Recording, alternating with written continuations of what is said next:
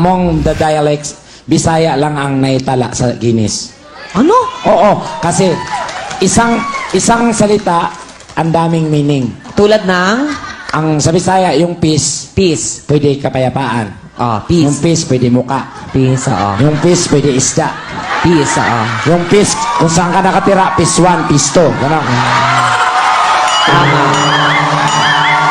At saka, pag may kaaway ka, Ano? pwede mo rin gamitin yung peace. Anong peace? Peace tea. Ganon.